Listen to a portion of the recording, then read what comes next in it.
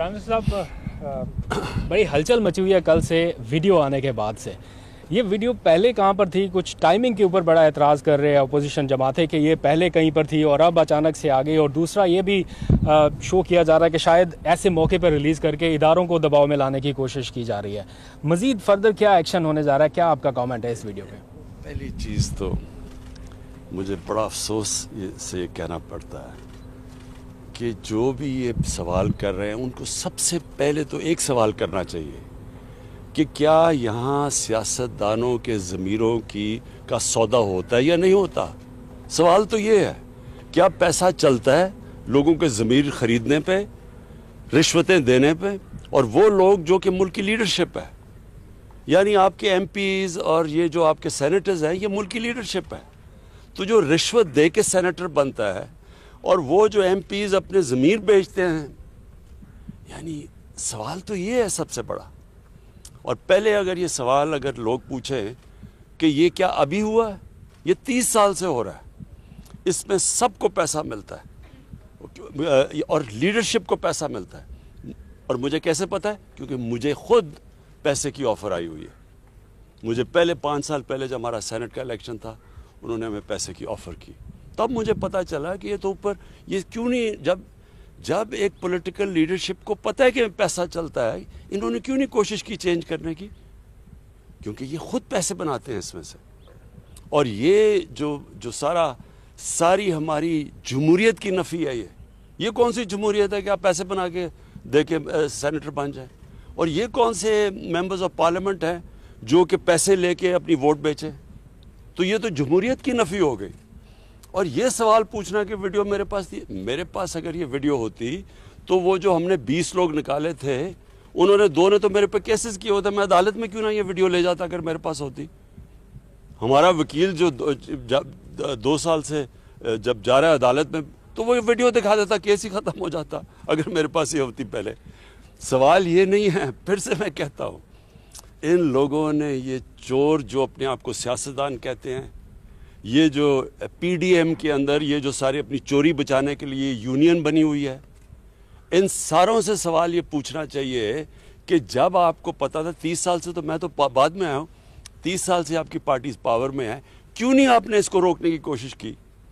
Prime minister साहब ये बताइएगा कि आप चीज़ों को छुपाने पे बिलीव नहीं करते, सारी रिपोर्टें हम मंजरियां पे ले आते हैं। ये आप कई दफ़ा फरमा चुके हैं, कह चुके हैं कि मुझे ऑफ़र हुई थी माजी में, तो आज ये बता दें कि वो ऑफ़र किसने की थी, कौन सी सियासी जमात थी, कौन सा फ़र्द था, ताकि उसका भी चेहरा सबके सामने आया जो आपके पास गया और पैसे लेके ऑफ़र की कि सेनेट की सीटें बेची जा सकती हैं, खरीदी जा सकती हैं।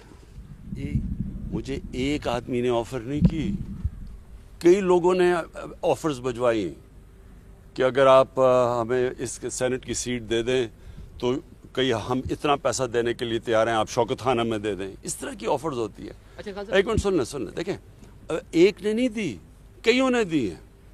और ये मुझे नहीं मिलती, मेरे और लोगों को जो और मेरे मसलन जो समझते हैं ना पार्लियामेंट्री बोर्ड में है, उनको भी लोग पैसे ऑफ़र करते हैं कि जनाब अगर सेनेटर बना देती थी। इस वक्त बलूचिस्तान में एक सेनेटर बनने का जो रेट जा रहा है 50 करोड़ से 70 करोड़ पे जा रहा है, कि एक सेनेटर बनने के लिए तकरीबन 50 से 70 करोड़ रुपए वो खर्च करेंगे बनने के लिए।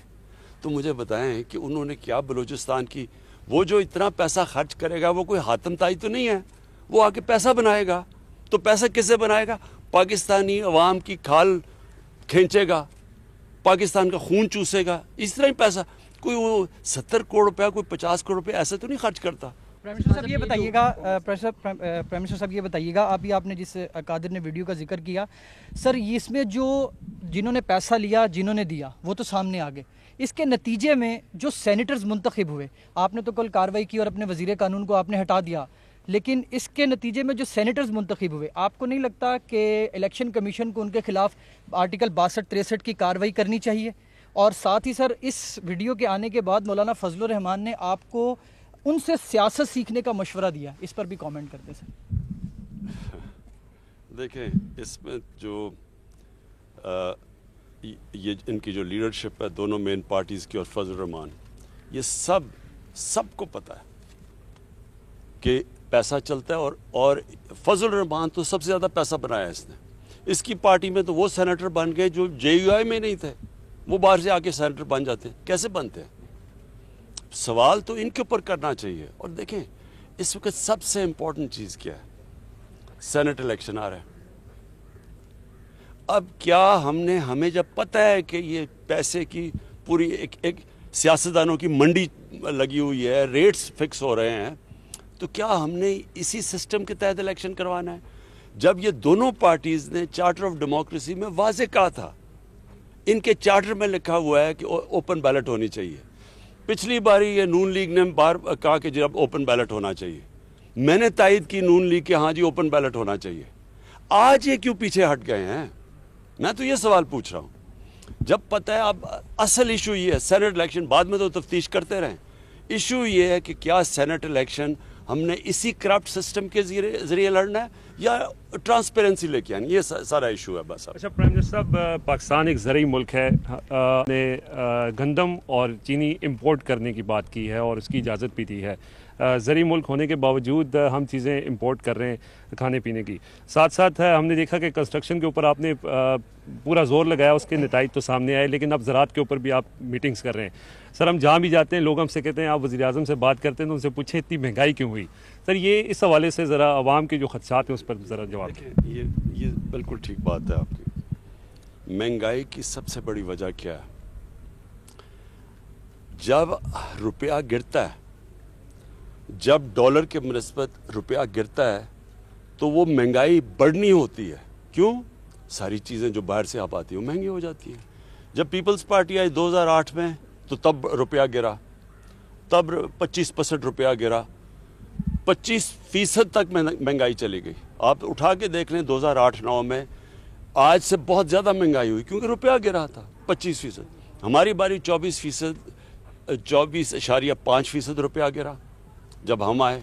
और वो रुपया क्यों गिरता है? क्योंकि जब आपकी इंपोर्ट्स ऊपर चली जाती हैं, एक्सपोर्ट्स नीचे चली जाती हैं, डॉलर ज़्यादा मुल्क से बाहर जा रहे होते हैं बजाय अंदर आने के, रुपया गिर जाता है।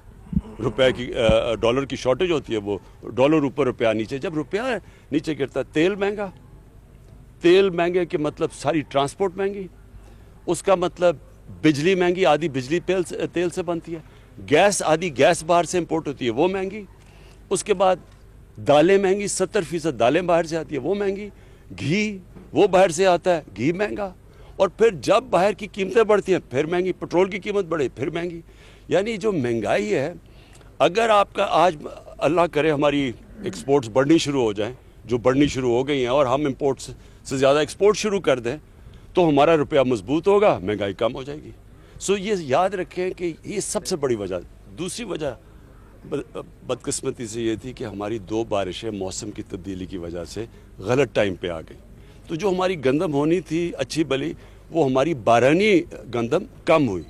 तो जब उसकी कम हुई तो इंपोर्ट करनी पड़ गई। अच्छा खान साहब, एक तो वीडियो आने से आपके मौक़िफ़ की तायद हो गई कि जो हॉर्स ट्रेडिंग है वो होती है। साथ साथ जो है अपोजिशन जो है वो कहती है कि आपके जो अरकान असम्बली हैं वो इंटैक्ट नहीं है, इसलिए आप लोग जो है ओपन बैलेट से इंतखाब करना चाहते हैं। सेकेंडली, लॉ मिनिस्टर को सैक कर दिया, जो बाकी लोगों के नाम आ रहे हैं जिस तरह परवेज़ खटक साहब, और कहा गया कि वहाँ पर स्पीकर हाउस के अंदर सारा मामला हुआ, तो उनके खिलाफ भी कोई कार्रवाई का प्लान है? ये उनका क्लेम है, उन्होंने पैसे लिए वो क्लेम। जी देखिए, सबसे बड़ी चीज़ क्या है कि जी हमारे मेंबर जा रहे हैं या नहीं जा रहे हैं, ये इशू नहीं है। मैं 5 साल पहले तो मेरे मेंबर आ नहीं जा रहे थे, मैं तो 5 साल से लगा हुआ ओपन बैलेट की। मैं तो जब ये नून लीग ने कहा कि ओपन बैलेट होनी चाहिए, मैंने तो तब तायद की इनकी। तो ये तो अब से नहीं मैं कह रहा, जब सबको पता है कि सेनेट के इलेक्शन की वोट 30 साल से सबको पता है कि वोट बिकती है। मेरा सवाल यह है कि इन्होंने क्यों नहीं चेंज करने की कोशिश की। और फिर ये जो कहना कि हमारे मेंबर जा रहे हैं या नहीं जा रहे, ये याद रखें गवर्नमेंट के लिए ज़्यादा आसान है। हमारे लिए अपनी जितनी हमारी सीटें हैं उनसे ज़्यादा हम ले सकते हैं, क्योंकि गवर्नमेंट के पास पावर होती है। इसलिए तो गवर्नमेंट में आके कोई बदलता नहीं है, बाहर कहता है, गवर्नमेंट में आके नहीं करते। हम गवर्नमेंट में बैठ के कह रहे हैं कि ये ओपन बैलेट होनी चाहिए, जबकि मैं आज आपको कह रहा हूँ कि यही लोग रोएंगे जबकि देखें जी तहरीक इंसाफ की सीट से ज़्यादा मिल गए हमें सेनेटर्स, ये लोग रोएंगे। अभी मैं आपको कह रहा हूँ क्योंकि हम ज़्यादा सीटें ले सकते हैं। हम एक मुल्क में चेंज लेके आ रहे हैं कि जब करप्शन ऊपर से शुरू होती है, जब आपकी पॉलिटिकल लीडरशिप करप्ट होगी तो क्या थानेदार और पटवारी ठीक हो जाएगा? सर, लाइटर मूड के अंदर सियासी बातें हो गई। आपके सियासी फॉलोअर्स के अलावा क्रिकेट के फॉलोअर्स भी बहुत हैं। 18 साल बाद साउथ अफ्रीका को हमने रावलपिंडी में सर शिकस्त दी। टीम पूरा साल बहुत सारी क्रिकेट उससे खेलनी है। सर, कोई तवज्जो दे रहे हैं सर? मईशत के ऊपर भी आपको अपडेट्स मिलती होंगी, क्रिकेट के ऊपर भी अपडेट्स मिलती होंगी, तो क्या समझ रहे हैं कि सर बेहतरी की तरफ हम जा रहे हैं? पूरा साल पाकिस्तान के अंदर सबसे ज़्यादा क्रिकेट है, अचीवमेंट। देखिए, सच आपको बताऊं तो मुझे क्रिकेट के ऊपर कोई ज़्यादा टाइम नहीं, बल्कि मैंने मैच भी नहीं देखा। मुबारक तो टीम को देता हूं, लेकिन मुझे मैच देखने का मौका नहीं मिला। लेकिन मैं आपको एक चीज़ कहना चाहता हूं, जो बुनियादी स्ट्रक्चर है पाकिस्तान क्रिकेट का वो ठीक कर लिया। जो मैं बड़ी देर से कह रहा था कि इलाकाई क्रिकेट होनी चाहिए, ये ठीक हो गई। अब इसमें से वो पाकिस्तानी टीमें बनेंगी जो कि वर्ल्ड बीटर्स होंगी। अभी तक हम अच्छी टीम है, हम वर्ल्ड बीटिंग टीम नहीं बन सके अभी तक। उसकी वजह यह है कि हमारा जो बुनियादी क्रिकेट स्ट्रक्चर था वो गलत था। हिंदुस्तान ने अपना स्ट्रक्चर ठीक कर लिया है। हिंदुस्तान एक दुनिया की बेहतरीन टीम बनती जा रही है। हमारा स्ट्रक्चर क्योंकि ठीक नहीं है, हमारा टैलेंट ज़्यादा है, मेरे हिंदुस्तान से बहुत ज़्यादा टैलेंट है यहाँ, लेकिन हम जो हमें जिस तरह की परफॉर्मेंस देनी चाहिए वो हम नहीं दे सकते। तो असल चीज़ ये है कि जो बुनियादी स्ट्रक्चर है वो ठीक करें, वो इन्होंने ठीक कर लिया। अब इसके ऊपर बिल्ड करेंगे, थोड़ा टाइम लगता है, जो टैलेंट पॉलिश होने में 2-3 साल लगते हैं, लेकिन इंशाल्लाह हमारी टीम वर्ल्ड बीटिंग टीम